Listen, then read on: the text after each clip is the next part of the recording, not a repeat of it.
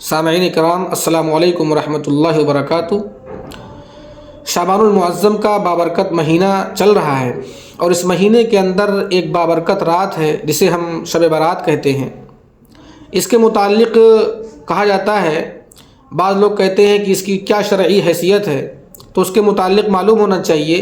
کہ تقریباً 10 ایسے صحابہ کرام ہیں جن سے اس رات کے فضیلت کے متعلق احادیث مروی ہیں، اور ان کی زندگیوں کے اندر بھی اس رات کے اندر عبادات کا، ذکر و اذکار کا، تسبیحات کا، صلاۃ و تسبیح کا اور تلاوتوں کا، دعاؤں کا اہتمام ملتا ہے۔ لہذا یہ بڑی سعادت اور خوش نصیبی کی بات ہے کہ اگر کوئی شخص اس رات کے اندر جاگ کر ان چیزوں کا اہتمام کرتا ہے اور دعا و استغفار کا اہتمام کرتا ہے۔ لیکن یہ مہینہ ایسا مہینہ ہے کہ اس کے متعلق بہت ساری بدعات اور خرافات اور رسومات بھی جہلا اور بدعتیوں کی جانب سے مروج ہیں، انہیں بھی سمجھنے کی ضرورت ہے۔ جیسے کہ بہت سارے لوگ ہیں کہ جب بھی شب برات آتی ہے تو حلوہ بنانے اور اس کے اہتمام میں لگ جاتے ہیں، اور اس کو دین کا حصہ سمجھتے ہیں، دین کا جز سمجھتے ہیں، شب برات کا لازمی حصہ سمجھتے ہیں۔ تو انہیں سمجھنا چاہیے کہ حلوہ بنانا یہ کوئی نیکی کا کام نہیں ہے، کوئی ثواب کا کام نہیں ہے، اور نہ ہی شب برات کا اور نہ ہی دین اور اسلام کا اس سے کوئی لینا دینا ہے۔ کہیں پر بھی قرآن کے اندر، حدیث کے اندر اور صحابہ کرام کی زندگی، تابعین اور تبع تابعین کی زندگی میں اس کا کوئی ثبوت نہیں ملتا کہ انہوں نے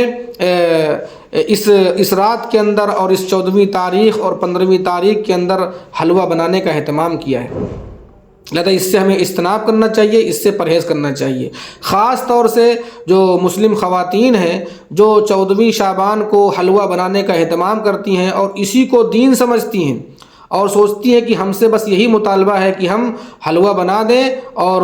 ہم نے بہت بڑا دینی کام کر لیا، ہم نے بہت ثواب کا کام کر لیا۔ لہذا یہ ان کی ناسمجھی ہے اور ان کی غلط فہمی ہے، لہذا انہیں بھی اجتناب کرنا چاہیے، اور جو لوگ بھی اس کے اندر ملوث ہیں ان سب کو اس چیز کو سمجھنے کی ضرورت ہے۔ اسی طریقے سے ایک حدیث کے اندر آتا ہے کہ اللہ کے رسول صلی اللہ علیہ وسلم شب برات میں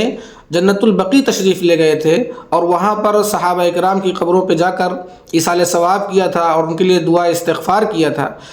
اس سے ہمیں بھی یہ جواز ملتا ہے کہ ہم اپنے اعزاء اور اقارب کی قبروں پہ جا سکتے ہیں اس رات کے اندر، اور ان کے لیے دعا استغفار کر سکتے ہیں، ان کے لیے ایصال ثواب کر سکتے ہیں۔ لیکن یہاں پر ایک باریکی سمجھنے کی ضرورت ہے کہ اللہ کے رسول صلی اللہ علیہ وسلم کی زندگی میں متعدد بار شب برات آئی، لیکن اللہ کے رسول صلی اللہ علیہ وسلم صرف ایک مرتبہ اس موقع پر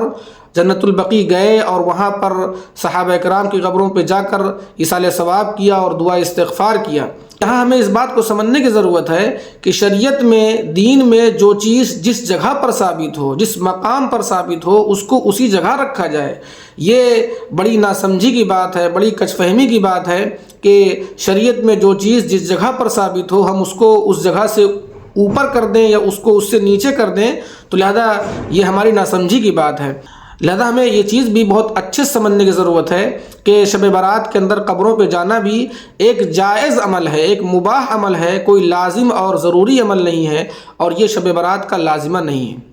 اسی طریقے سے اللہ کے رسول صلی اللہ علیہ وسلم نے حدیث پاک کے اندر ارشاد فرمایا کہ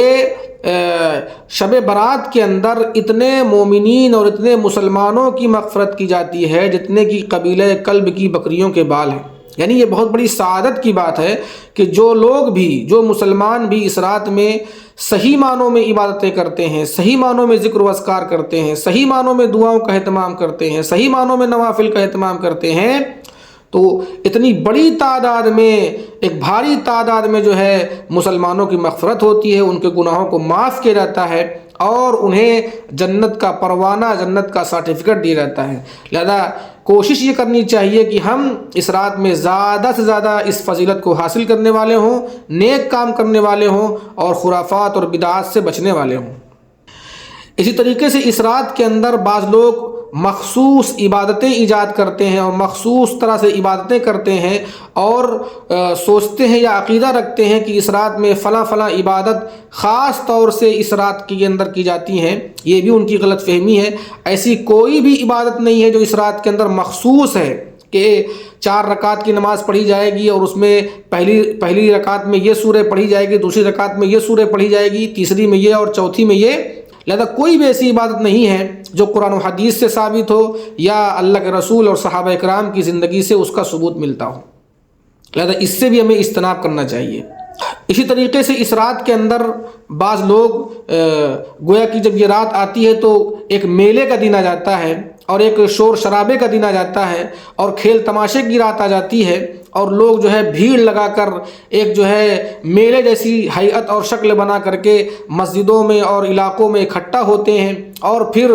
اس رات کے اندر جو ہے نوافل کی جماعت کرتے ہیں اور صلاۃ التسبیح کی جماعت کرتے ہیں۔ تو لہذا یہ بھی جہالت کی بات ہے، اور کہیں پر بھی قرآن و حدیث میں اس کا ثبوت نہیں ملتا ہے یا اللہ کے رسول کی زندگی میں، صحابہ اکرام کی زندگی میں اس کا ثبوت نہیں ملتا ہے۔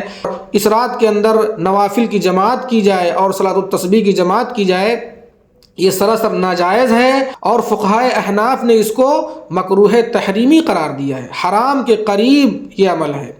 لہذا اس سے بھی اجتناب کرنا چاہیے۔ اسی طریقے سے 14ویں تاریخ کے بعد جب 15ویں تاریخ کا دن آتا ہے، 15ویں شعبان کا دن آتا ہے، تو بعض لوگ اس میں روزہ رکھتے ہیں، تو اس کے متعلق بھی معلوم ہونا چاہیے کہ اس کی کیا اصل ہے، اس کی کیا حقیقت ہے۔ اگر ہم تمام احادیث کا ذخیرہ کھنگالیں اور تمام احادیث کے ذخیرے کا مطالعہ کریں تو ہمیں معلوم ہوگا کہ صرف ایک ایسی حدیث ملتی ہے جس سے 15ویں شعبان کے دن کے روزے کے جواز کا ثبوت ملتا ہے۔ لہذا سند کے اعتبار سے نہایت ضعیف اس حدیث کی بنیاد پر فقہا نے یہ رائے قائم کی ہے کہ اس ایک حدیث کی بنیاد پر اس دن کا روزہ رکھنا مباح ہے،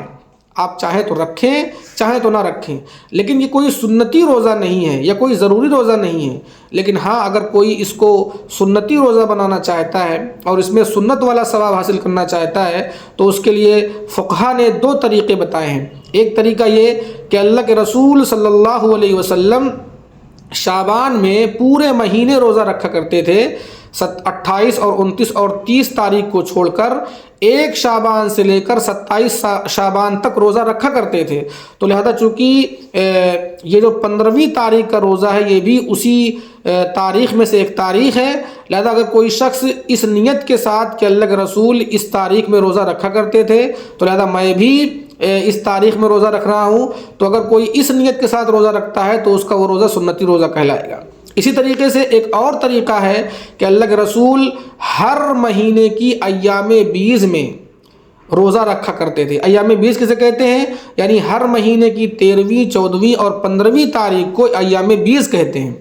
اللہ کے رسول ہر مہینے کی ان تاریخوں میں روزہ رکھا کرتے تھے، یعنی 13ویں، 14ویں اور 15ویں تاریخ کو اللہ کے رسول ہر مہینے میں روزہ رکھا کرتے تھے۔ تو چونکہ 15ویں تاریخ کا جو روزہ ہے وہ ایام بیض کی تاریخوں میں سے ہی ایک تاریخ ہے، تو اگر کوئی شخص اس نیت کے ساتھ اس میں روزہ رکھتا ہے کہ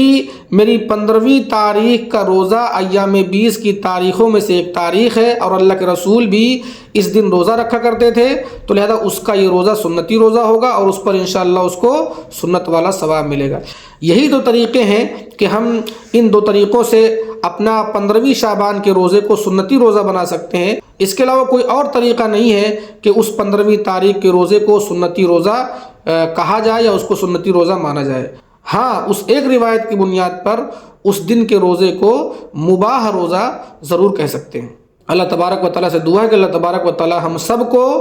اس رات کی فضیلت کو، اس رات کے انعامات کو حاصل کرنے والا بنائے،